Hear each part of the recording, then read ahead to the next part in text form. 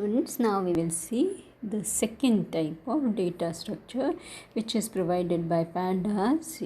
I had given you in the beginning of this pandas when we started that there are going to be two data structures. First data structure was series that we have done, and we have performed so many operations on series. Now the next data structure is data frame. Data frame data structure is like two-dimensional arrays, or you can say two-dimensional when data is arranged in two dimensions, means rows and columns. Okay, means rows and columns. Then you see this type of ordered collection, organized, very well organized collection is called as data frame. Data frame definition is a data frame is a two-dimensional labeled array like pandas. Okay, pandas data structure that stores an ordered collection, okay, of columns that can store data of different types. Means you see it will not be like array, because array has got homogeneous data.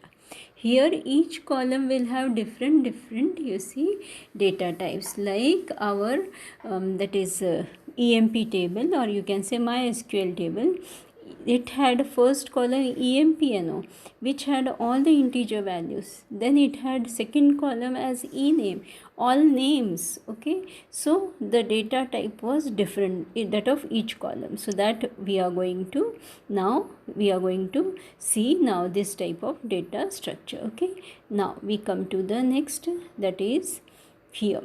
It is shown to you how this is. Okay, this is two-dimensional array. Okay, it is two-dimensional structure. It is like two-dimensional array. Two-dimensional array also has got what? Rows. Okay, you can see here the rows. All right, this part is rows. All right, and these are the columns. All right, so this and they are numbered. Okay, same way is going to be the you see data frame also. All right, it will have two you see dimensions, or it will have two axes. All right, then you can see here this one, that is rows and columns, it is shown. Okay, then we come to this one, that is characteristics. Okay, characteristics, first one. Okay, major characteristics of data frame data structure. Okay, they are, you see, it has two indices, or we can say that two axes. Okay, all right, a row index, and that is axis 0. Rows axis is 0 and columns axis is 1. Okay, column index. All right, you can see here, I'll once again show you this is row index. Okay, this is row index. All right, and this is column index. All right, so that is it. Now second, conceptually it is like a spreadsheet where each value is, you see, identifiable with the combination of row index and column, that is index. All right, so you see at the intersection of, you can see at the intersection of this column and the intersection of, you see, this column and this row. Okay, this value itself, okay, this value itself is, you see, identifiable, and this value is identifiable through the column and row number and column number, or row index and column row index and column index. Okay, so this is it.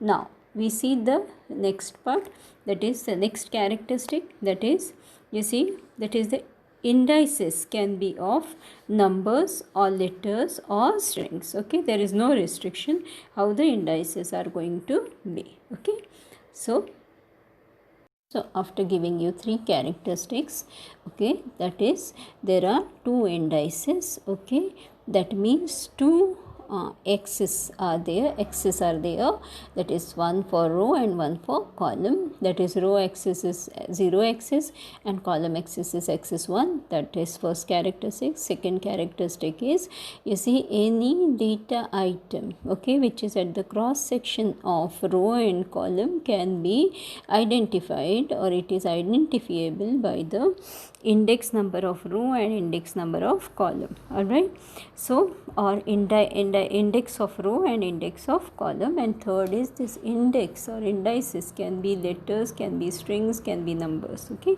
so you see the now the indices and the column names, or you can say row index and column index. Okay, so let us see now here in first example, this one. All right, row indices are these 0 1 2 3 4 and column indices are these. Okay, that is they are the string values. Can you see?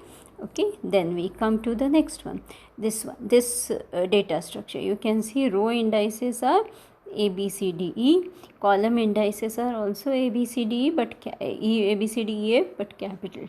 All right, so they can be letters, they can be numbers, they can be string. Okay, then we come to the next, this example, everything is shown. You see that this is axis 1, this one is axis 1. Okay, this is axis 1. All right, and this is axis 0, axis 0. All right, now we see that is axis labels, or you see that is 0 axis indices are 0 to 5.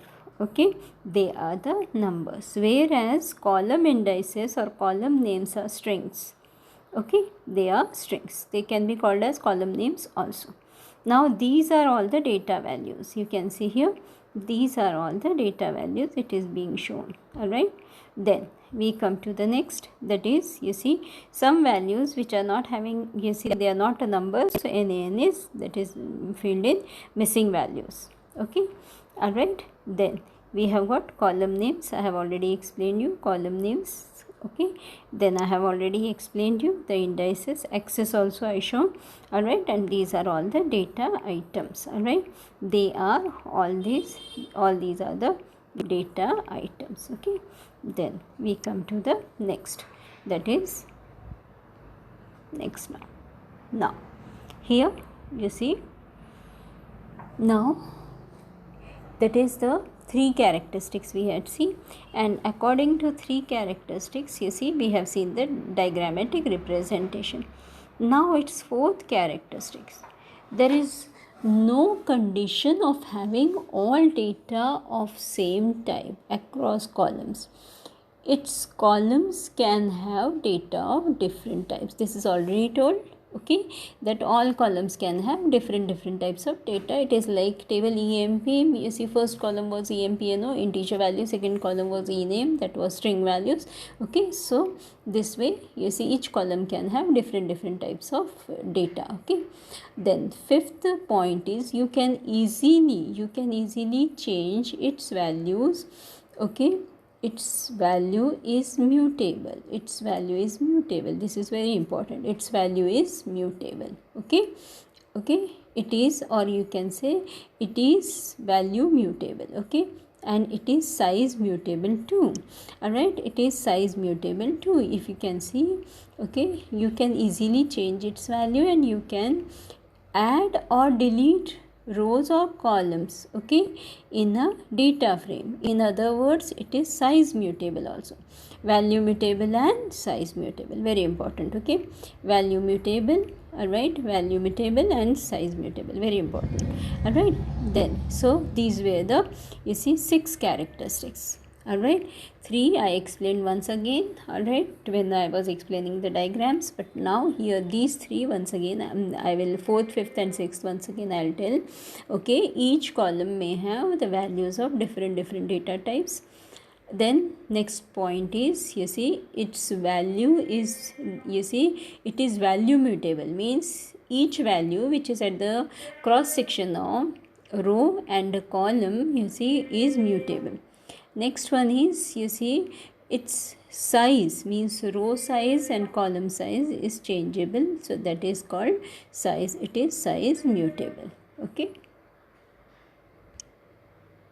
once again we see the note, data frames are both value mutable and size mutable. You can change both its value and size. Okay, then we come to the next, creating and displaying a data frame. You see, data frame can be created by passing data in 2-dimensional, you see, format.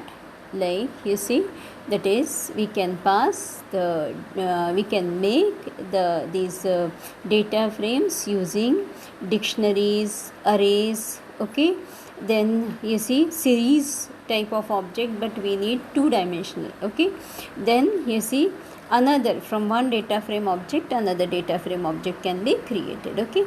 So you can see here it says a data frame object can be created by passing data in two dimensional format, okay. It has to be two dimensional format, okay.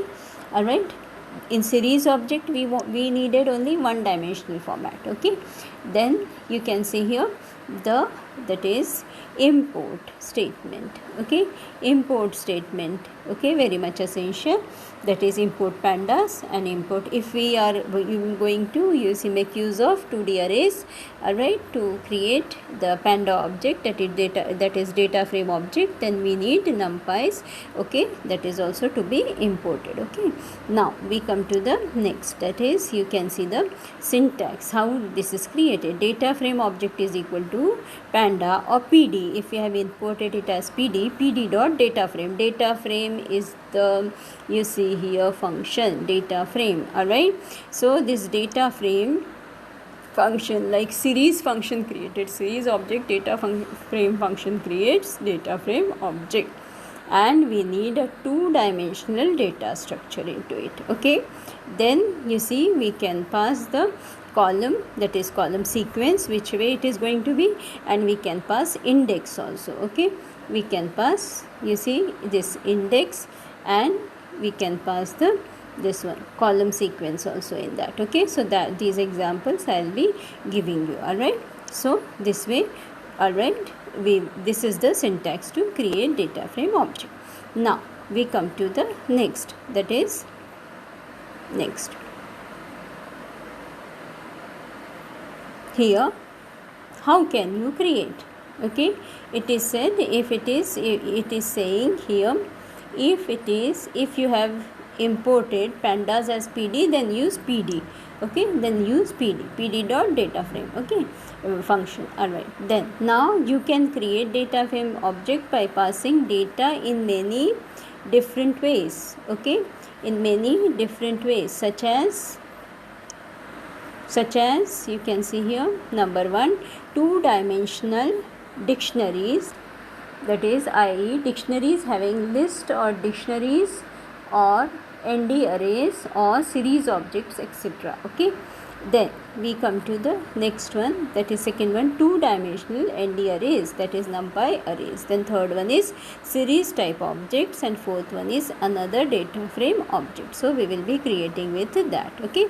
Then now we come to creating a data frame object, okay, from a 2D dictionary. Creating a data frame object from a 2D dictionary, it has to be 2D, okay, otherwise you see it is not, a data frame object will not be created, okay.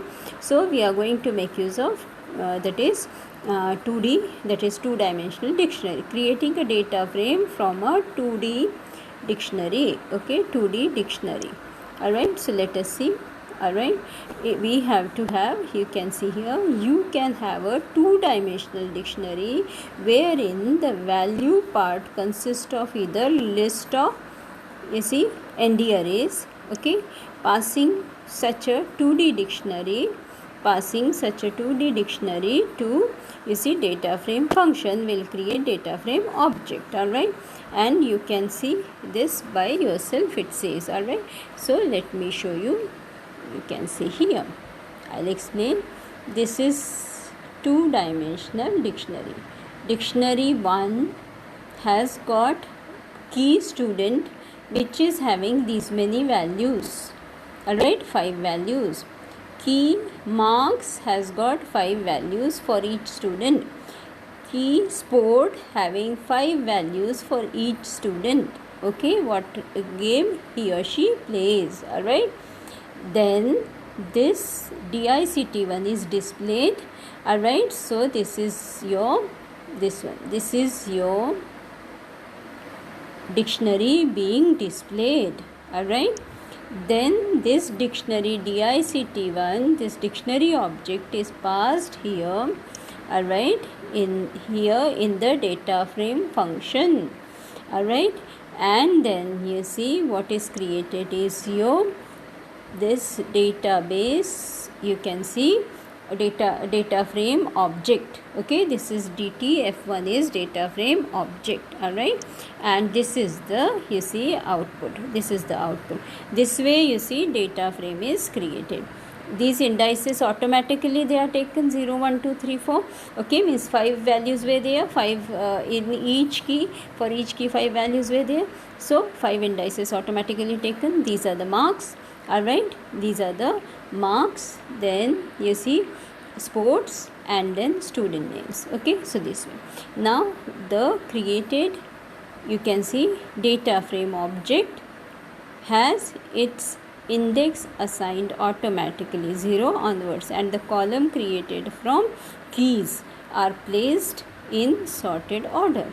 You see the keys become these column names. Can you see? Keys become the column names. Okay, got? Okay, so now this part I will now show you executed one. You see here, this is it, executed. Import pandas as PD, all right. Then this is the dictionary, DICT1 dictionary. It is created with these, okay, as it is created in your book, all right. Now this printed dictionary is printed, so this part is dictionary.